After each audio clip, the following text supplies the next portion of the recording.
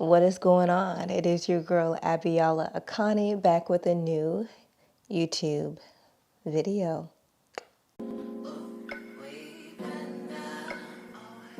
Hey y'all, it is your girl Abiola Akani. I am the founder of the EOL Yoga School.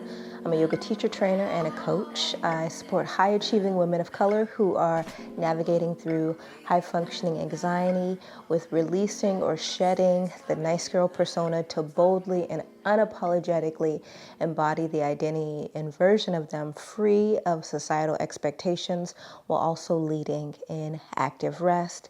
If that is you, you're in the right place. Keep watching on.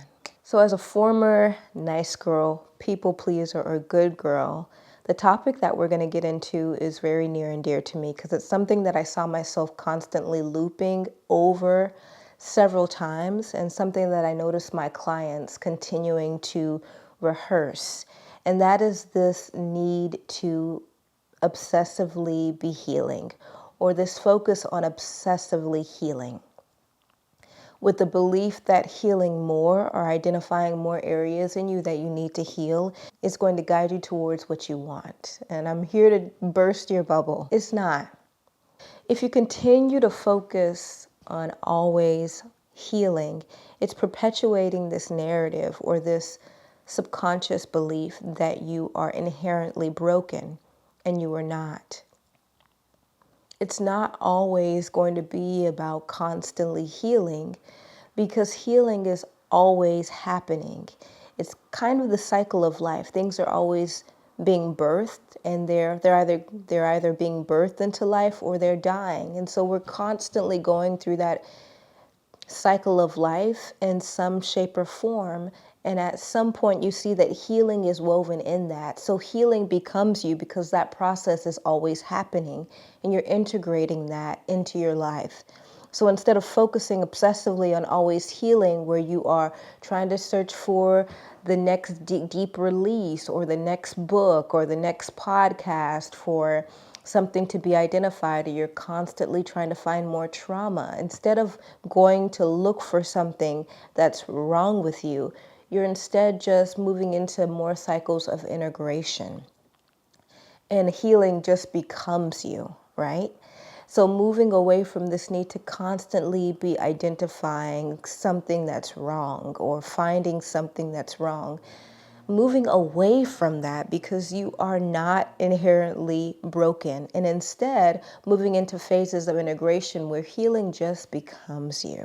What I notice with folks who are the nice girl or the good girl, constantly finding themselves people pleasing or overextending, is there's this need to constantly be healing because there's kind of an addiction with finding something wrong. There's a dopamine release that comes from that, and I've definitely been there. If that's you, it's time to break out of that, because that's not going to get you what you want. And that's what we're going to talk about today. What is going to guide you towards cultivating your desired reality, or drawing in your desired reality, getting the things that you want, absent from obsessively healing? So before we get into what's going to actually guide you towards your desired reality, I want to make sure I preface this because healing is beautiful and it's essential. I'm not negating the necessity of healing. What I'm negating is this perpetuation of constantly or obsessively healing to the point where we are creating spaces and circles where we're gathering around healing that is actually being disguised as trauma bonding. We're moving away from that and constantly identifying with narratives of trauma, which are perpetuating this belief that something is wrong with you. We're moving away from that. Healing is beautiful and it's necessary and it's always happening. What we are moving towards is instead allowing healing to become you. So if healing isn't the full picture, if it's not the full picture within the spectrum of life, if it's not the actual mechanism or pathway that gets you what you actually want, what is? And I was looping over this for so long until I ultimately broke into it and began to experience it this year? The answer is something much deeper, something that's easily overlooked, and that is identity shifting. Identity shifting.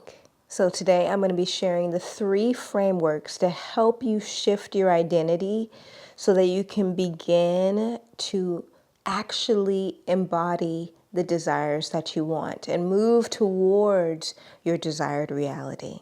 So let's start with why healing kind of keeps you stuck. It doesn't really propel you forward. Because what healing actually does is it clears the space. It removes the backed up or compounded emotions that have been left stagnant in your emotional and subtle body, and removes that kind of gunk from your energetic and emotional body and your physical body, right? Because trauma lives in the muscle fibers. So what healing is actually doing is clearing out space for something new to come in.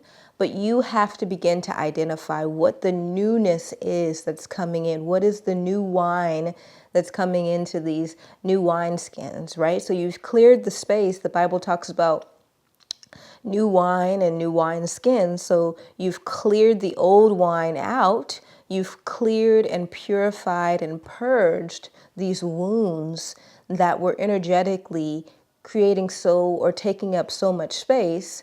But what's the new thing that's coming in? The healing in and of itself is not going to be doing that. It's just going to be cleansing and purifying. The thing that's going to be determining the newness that's coming in, that's going to be shifting your identity and guiding you towards your desired reality, is the new thing that's coming in. That is what's actually guiding you towards the things that you want. So what creates the lasting transformation is the identity that you decide to be, right? Because that's going to shape the thoughts that you have, the feelings that you feel, and the actions that you take, basically the mental matter that's going to draw you forward towards embodying the desired reality. So the first framework that's going to really support you in shifting your identity so that you can move towards your desired reality. Identity shifting is so crucial when it comes to embodying the desires that you want. It's the power of language. The power of language is so huge. And what I noticed in the past, when I was looping through obsessively healing, always identifying something being wrong with me, the narratives or the language that was moving in my subconscious mind was so dark, was so heavy. It didn't matter how much healing I had done, how much family trauma I had cleared out. I would find myself, my default programming or my default thinking patterns in my subconscious mind would constantly go back to the same. They would go back to self-criticism, self-blame. Even if I had cleared out old familial traumas, I would just go back to default emotive looping because I didn't have any new place to direct my mind.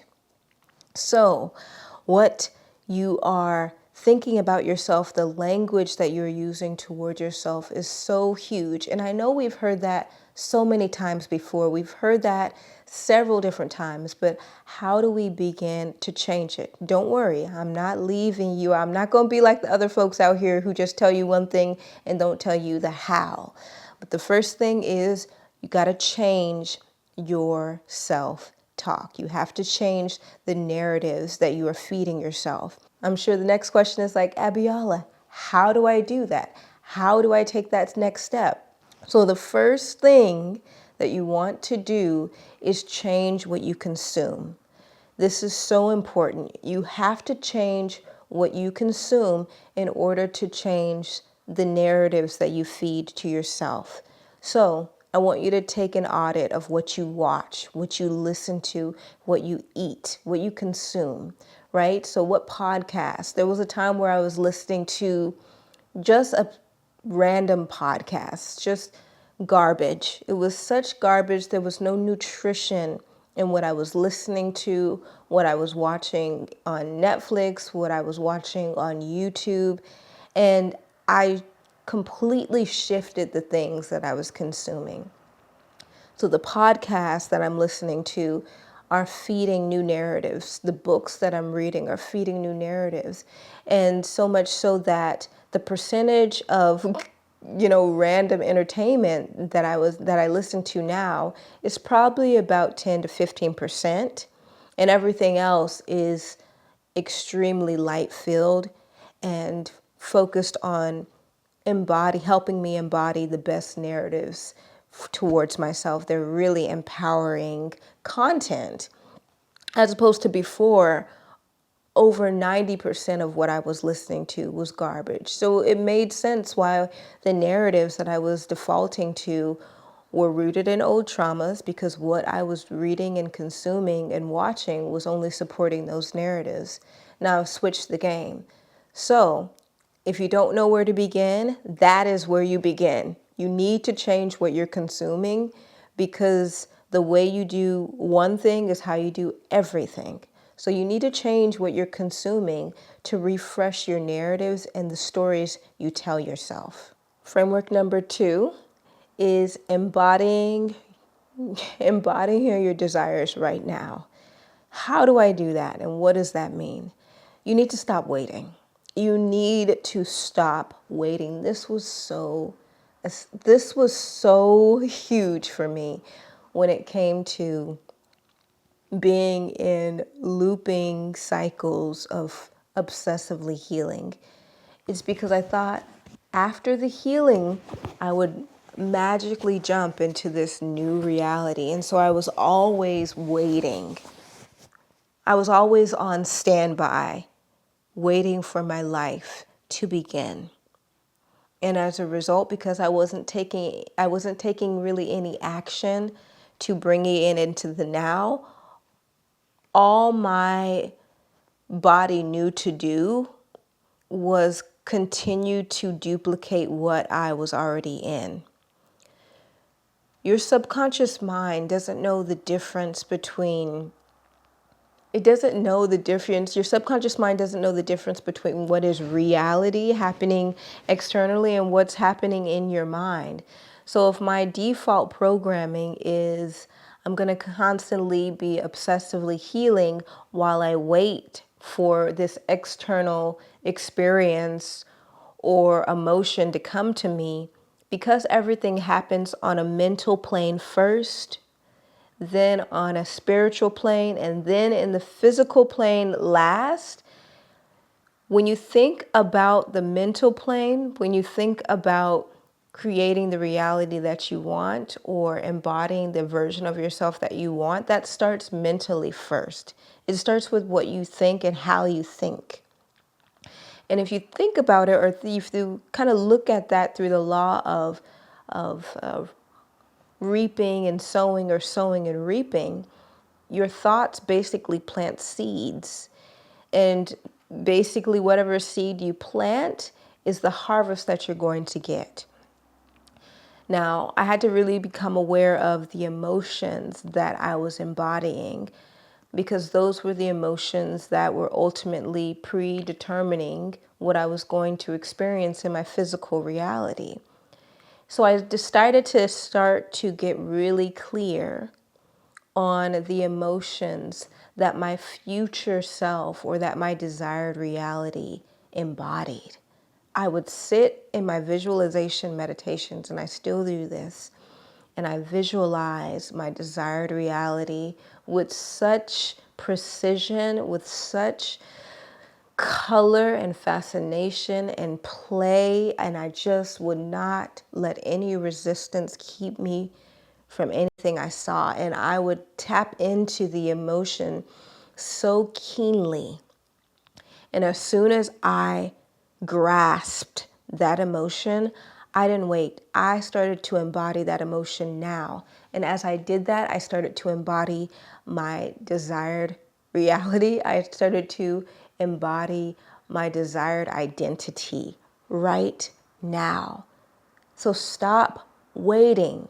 Understand that this is a mental plane. Things happen on the mental plane first, meaning you need to shift how you think. You need to shift the seeds that you are planting mentally and emotionally, because your mind and your emotions are basically planting seeds into your reality as to what creation is going to give back to you. So starting with the framework number 1, that's the narratives, that's the mind. Number 2 is your emotions, right? So when it comes to embodying your desired reality or your desired identity, you need to start to embody those emotions right now. If you don't know what they are, sit in a visualization meditation and visualize your desired reality, your desired identity so keenly to the point where you start to sense the emotions themselves and then begin to embody those emotions right now. There is no excuse not to be able to sit and visualize what you want.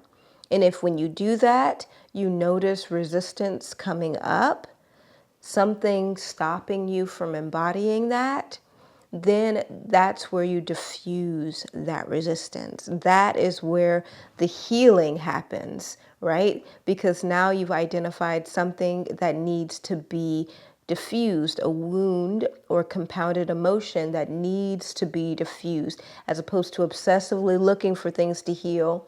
You heal the things that show themselves to be resistors, and then you continue in integrating the healing or letting the healing become you. Framework number 3, to identity shifting, to draw your desired reality and the things that you want to you, is super essential. And that is nervous system regulation. You must adapt your nervous system to this new identity. What does that mean? You must adapt your nervous system to not only new states of safety, but you need to normalize this new identity in your nervous system. Because when it comes to removing the nice girl persona, y'all, let her go, please. The good girl, the nice girl, the people pleasing, the overextending, leave her in the past, hunty. Leave her in the past. When it comes to adapting your nervous system to a new identity, that good girl, nice girl, people pleasing, overextending, constant caretaking, being everybody's mama and just doing everything for everyone outside of yourself, that feels safe to you. So embodying greater levels of power in your body, actually power now feels unsafe. So you must adapt your nervous system to new states of safety where you are embodied in more power in your body, where you are embodied in more agency and autonomy unapologetically. The way that you do that is through rest. You must guide your nervous system into parasympathetic states by slowing the body down, guiding the body out of constant overly doing, constant hyper performance. That is a level of masculinity more so in dysregulation. It's causing you to be in states of fight or flight where you don't know how to slow down, you don't know how to care for yourself, you don't know how to embody the queen mother archetype, which is the steward of the home, the first home being your body, right? So there's so many archetypes when it comes to divine feminine embodiment.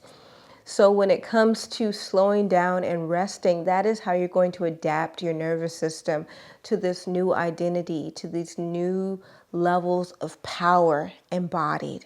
And that's going to be essential to not only shifting your identity, but feeling safe, receiving your desired reality. Until you feel safe receiving this in your nervous system, you are going to resist it. So you really want to focus on rest.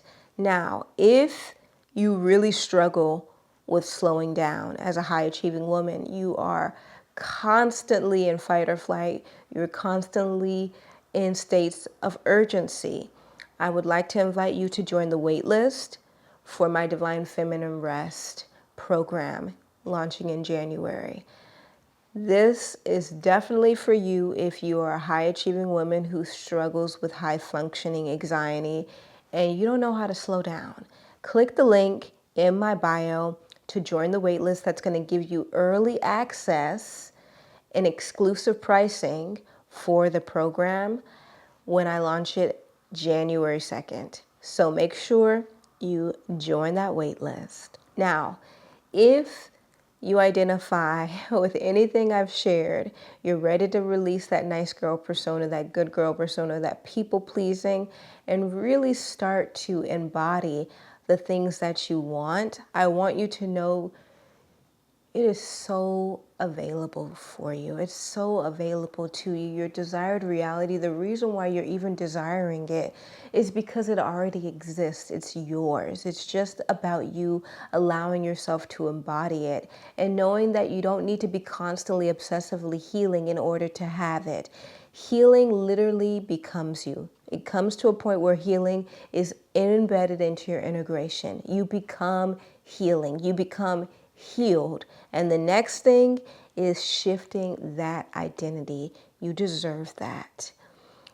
If this video resonated for you, definitely let me know in the comments below. I'm super excited to bring you more divine feminine leadership, more self-development, and more content to lead in active rest.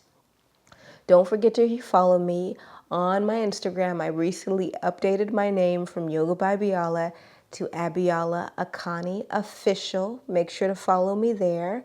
Make sure to follow my yoga school at iya.well. Continue to be well, and I look forward to seeing you in the next video.